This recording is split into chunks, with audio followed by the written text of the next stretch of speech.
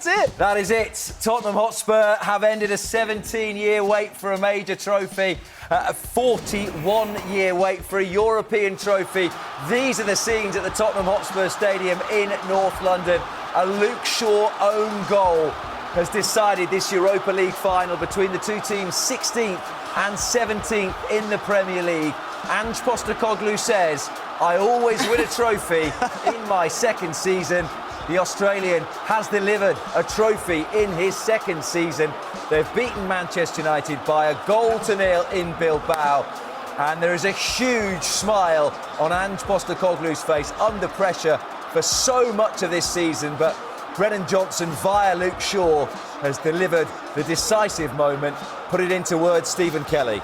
In Ange we trust. That's it now, wasn't it? Honestly, listen, it was a scrappy, horrible game. You know, Tottenham's doing stuff that you just don't expect them to be able to do. Like, literally 7-8 men behind the ball, defending corners, defending... Van de Ven's clearance off the line is unbelievable. Vicario does well, a couple of great saves, the one for Garnacho.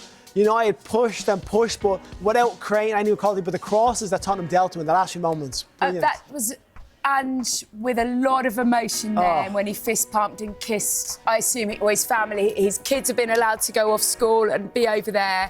And we don't see that because he hides it very, very well, doesn't it? But what would that mean to him after everything he's gone through? It's the biggest, I told you so in football. Is that, seriously, for a man that's been under so much pressure, and he warranted the pressure with their league performance, 17th. If they weren't in the Europa League final, he probably wouldn't be the manager of Tottenham right now.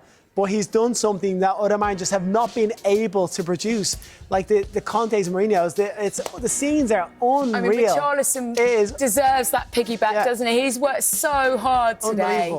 But, Stephen, a lot of times over the course of the season, and sometimes rightly so, there have been the cliched questions about Tottenham and their desire and their mentality, particularly in big games. Say it, Spursy. Well, I didn't want to use that word, but they have been so brave. They have fought like lions tonight to get themselves over the line there. The resilience, the determination, the bravery, Defensively, Tottenham are not being the team that you scream out. When they have Van de Ven, when they have Romero, Dogi and Porro intact, they're a much better side, and that showed the organisation, the determination. Danzo comes in with an unbelievable header in the middle of the park as well, and then you throw into the players like Richarlison's work right on the right side, Brendan Johnson's getting back on.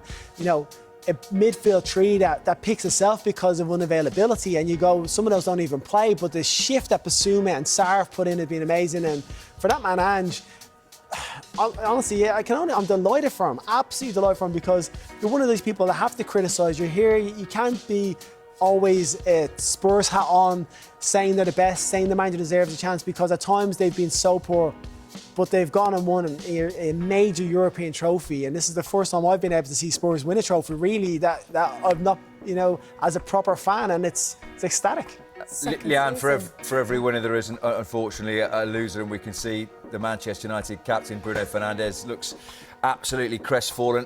How would you assess and sum up Manchester United's performance firstly tonight? Well, I think overall, we had 73% possession. Congratulations to Tottenham, has to be said, Well done, Stephen. I'm happy for you, sort of. But I'm gutted. I'm gutted. I am. I'm absolutely gutted. I am. I'm not going to lie. I'm sitting here and I'm devastated because, we played well. Tottenham, to be fair to them, parked the bus, but you've got to do what you've got to do to win.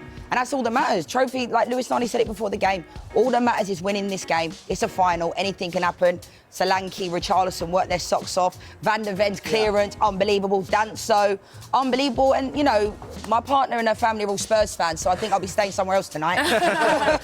Stephen, these scenes, you can go to your whole career and never get to experience these moments. And those players are doing it right now. 17 years of no trophy, but the whole kind of narrative around this club has just been changed. Well, I'll tell you now, go to the 60,000 people in Tottenham Stadium and go to the fans out there now and ask them, does finishing 17th matter? And I'll tell you what they'll say. They'll say, absolutely not. They said they will. I get it, I understand it, but they won't care, because this is stuff that some of these fans have never seen this in their lifetime. Some of the fans may never see it again. It's an unbelievable achievement to win a European trophy.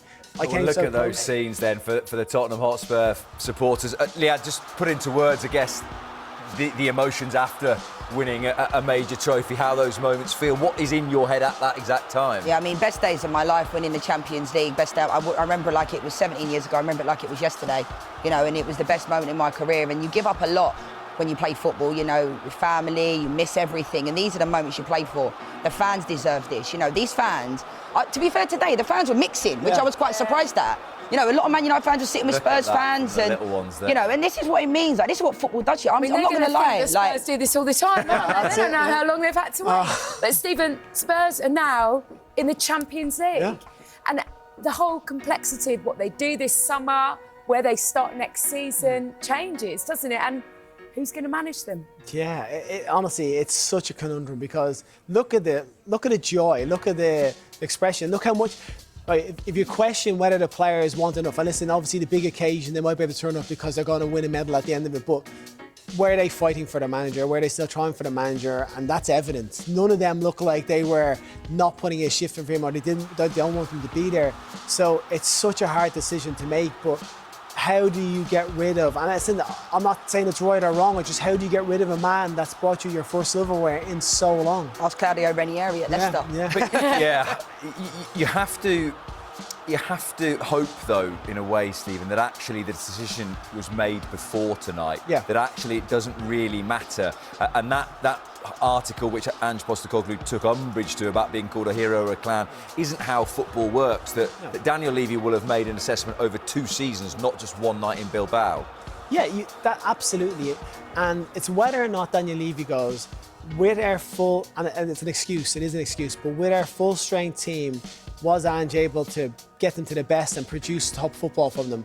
And you'd say, when he had everybody fit, that at times Tottenham were turning heads all over the world in some of the football. They were beating teams, they looked like they could beat anybody. Then they dropped off, and it was a capitulation like you've not seen. They were so poor, and the unwillingness to change styles, which was evident. But it looks like that's slightly changed a little bit now. But that style, though, guys, I'm not like. Let's not be honest. They're sitting everyone behind the ball. No. Yeah. Do you know what I mean? Like, it weren't the most. If you do that in the Premier League, you have to have a little bit of luck, taking nothing away from them. But And coming back to Ange, what I would say is he was asked about his future yesterday, and he said people leave when they win trophies. Yeah. You got the sense yesterday a little bit, didn't you, that he said, "I'll work again." He was exactly. He said, "You know, I'm not worrying about that today. The chances are I will at some stage perhaps have another job," and that kind of decision. Yeah, listen, if he does go after this, he walks away with doing something no other Tottenham man's been able to do really in the Premier League. He's won a major European trophy for the club, so he will walk away going, the project I was given with the players I've had, and I was able to deliver something no one else could, so it puts him in good stead in his own mind. It's whether or not the club, and like I said, Daniel Levy would have been going through it to see, does he believe he can take them forward in the Premier League, which is, it's their bread and butter. That's where they have to perform, and they haven't.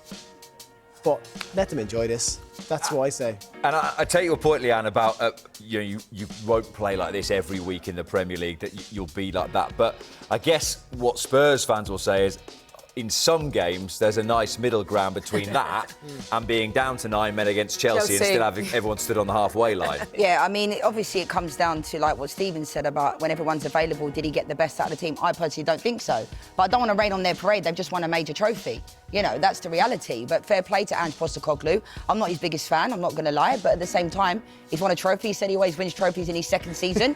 And he's done that. And fair play to him. You know, and I hope in the post-game presser he actually enjoys the moment. Well, you know, he just always seems very like angry and like, you know, everything's against. But you're managing in the Premier League, like that is what it's like. Managers find out on the bus on the way home they've been sacked. I'm not saying it's right, but that is modern day football. Manchester United was an example after winning the FA Cup, wasn't he? Yeah, but credit where it's due. You know, they've won. Like, what of Amorim, because his tough summer just got a little bit tougher. Was it 9 points since Christmas? Where does he begin this rebuild? And it becomes much more difficult because there isn't the funding, the PSL regulations, because of not getting into the Champions League. It's going to be a hard few months for him. Yeah, I mean, I wouldn't be surprised. Ruben Amorim's the type of guy that I feel like would walk away. You know, he's that type of guy that I think he's very honest, he's very open. I don't want him to.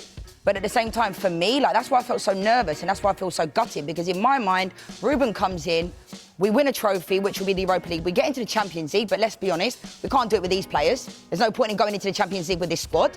And then I had this idea in my head that Ruben would be the person that would deliver this trophy for Man United. We're in the Champions League, like you say, PSR and all that kind of goes to the side because then we can bring in players because we've got the money from this competition. And now that's gone out the window. I think we're so far off of anywhere near the top 4. Do you know what I mean? We are so far off of it. What market can he shop in summer now? Yeah, and who wants to come? Yeah. Like, I'd love, like, Liam Delap to come to Man United. I think, like, he's been linked and I like him a lot. But, like, right now, like, this is really bad for Man United. Like, it is really bad because, like I said, I had this idea in my head of what was going to happen because everything's been... we said about before the game, like, they have to win this game. Man United have banked everything on this game, so did Tottenham. And whoever comes out on top, like, the questions will be asked. I can't wait to see what Ruben's got to say.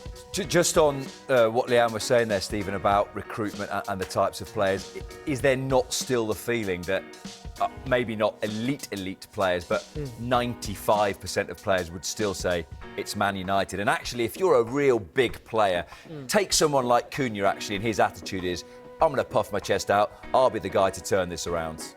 Yeah, I think for Cunha, it's... OK, if you're Cunha and you have Arsenal, City or Liverpool interested in Manchester United, you're picking those 3 over United.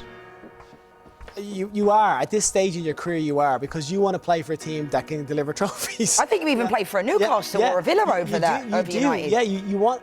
It's because, yeah, I said before we started, there are only moments in your career where you're lucky enough to get to win trophies, and if you can go to a team that can not guarantee it but give you the best chance of achieving that, that's where you go. Are Manchester United that team anymore? They're not. Will they get back to there on Amorim? Potentially, but it's not going to be next season, so I don't think. Do you think by not having European football, he's got a better chance, though, next season? We've seen it with some of the clubs that have rebuilt, haven't we? Have we got a better chance of Amorim? If there's no Thursday night, Sunday, yeah, so he's got a little bit more time. He talks so much about not having much time on the training pitch with these guys. No, that's not. Sorry, though, but that's not the reason. Like, they're just not good enough. The individuals we have. I think for a manager like that, they want to coach them. They want to be on the pitch. They want to get in their style system. In fact, he's changed the way they play, and he has to bed that in. But it's going to be horses for courses. They need those players to suit the way he plays, and at the moment, they don't really have that. But I think. I kind of feel now that I know there's a huge number of games, but I think because you spoke about the subs, the 5 subs, I think European football is much more manageable now for teams. Like I think about when I was at Fulham and we went from the start of the summer all the way through to Europa League final in a tiny squad and you can make 3 substitutes in a game. You know, our squad was so small, and you're trying to compete on every front. That's changed. The squads are huge. The players that they have at disposal is massive. They're all internationals.